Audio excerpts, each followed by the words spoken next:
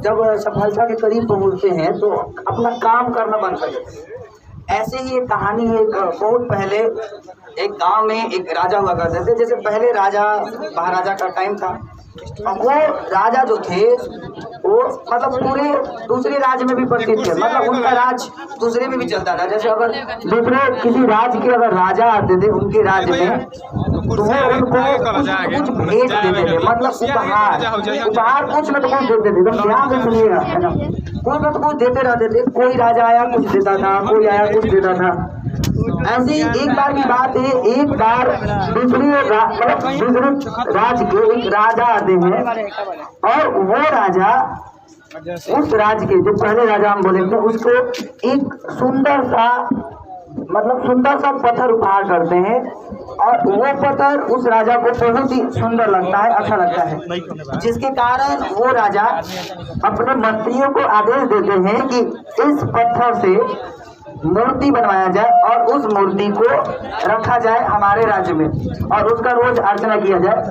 और इस आदेश को पाकर मंत्री लोग बोले कि ठीक है, हम जा रहे हैं बनवाने।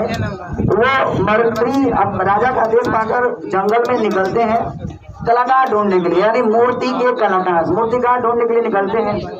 जैसे ही कुछ दूर जाते हैं तो एक मूर्तिकार मिलता है, और वो मूर्तिकार क्या करता है कि ऑर्डर ले लेता है। और राजा बोले थे कि पूरी तरह से ऑफर दिए थे कि जो भी इस मूर्ति को बनाएगा उसको मुंह मांगा इनाम मिलेगा, और 100 सोने की असरफिया दिया जाएगा।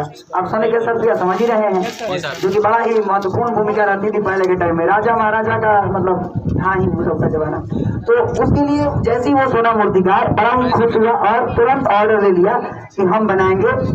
उसको लालची था कि नहीं हमको लेना है, और वो ले लेता है ऑर्डर। अब ऑर्डर लेने के बाद मूर्ति बनाना शुरू कर देता है। बस शर्त ये रखा गया कि 10 दिन के अंदर अंदर मूर्ति बना देना है। ऐसे में वो मूर्तिकार बनाता है, पहला प्रयास करता है, दूसरा प्रयास करता है, बार प्रयास करता है, लगभग 50 बार प्रयास करता है, फिर भी वो पत्थर इससे टूटता नहीं है। छेनियों से प्रहार करते जाता है लेकिन टूटता नहीं है।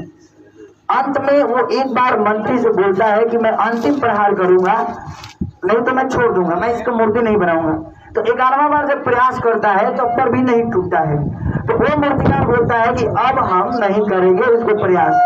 अब जो काम इतना दिनों से नहीं हो रहा था, 7-8 दिनों से वो नहीं हुआ, तो आज हम थोड़ी न कर पाएंगे। और यही सोच के साथ वो मूर्तिकार उसको मतलब पत्थर नहीं बनाता, मतलब पत्थर को मूर्ति नहीं बनाता है, और मंत्री से बोल देता है कि अब हम इस काम को नहीं करेंगे। तो वो मंत्री बेचारा थोड़ा सा उदास हो जाता है क्योंकि टाइम बचा था मात्र 2 दिन। अब वो दूसरे मूर्तिकार के जंगल में निकलते हैं। जब जंगल में जाते हैं तो दूसरा मूर्ति वाला जैसे भेटाता है इनको। जब भेटाता है तो उनके सामने भी यही शर्त रखते हैं कि बताओगे तो मुंह मांगा कीमत मिलेगा, और सोने की असरफिया 100 मिलेंगी।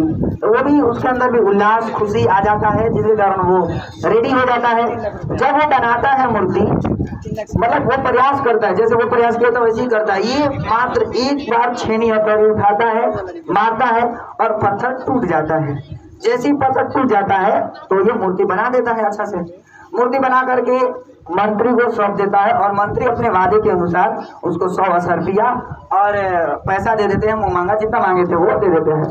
अब वो मूर्तिकार जब दे देता है मूर्ति उस राजा मंत्री को, मंत्री ले जाते हुए सोचते हैं कि काश वो पहला मूर्तिकार एक बार भी प्रयास किया होता। ध्यान से सुनिएगा, मूर्तिकार अगर पहला वाला एक बार भी प्रयास किया होता तो आज उसके पास सोने की असरफिया 100 और मुंह मांगा कीमत उसके पास होता। तो लाइफ में भी कुछ ऐसा ही, हम लोग प्रयास करते करते थक जाते हैं, एक टाइम आता है लगता है कि अब छोड़ देना चाहिए, लेकिन वही मोमेंट है, वही आपका मोमेंट आपका लाइफ को बदलने वाला होता है। तो अगर अंतिम क्षण में आप प्रयास करना छोड़ देंगे तो आप लाइफ में सफलता नहीं पाएंगे। तो हम यही कहना चाहते हैं कि लास्ट मोमेंट तक लड़िए, क्योंकि जीत गए तो लक्ष्य हासिल होगा, और अगर हार गए तो अनुभव। अब हारे कहाँ, इसलिए लास्ट मोमेंट तक लड़िए एकदम, ठीक है।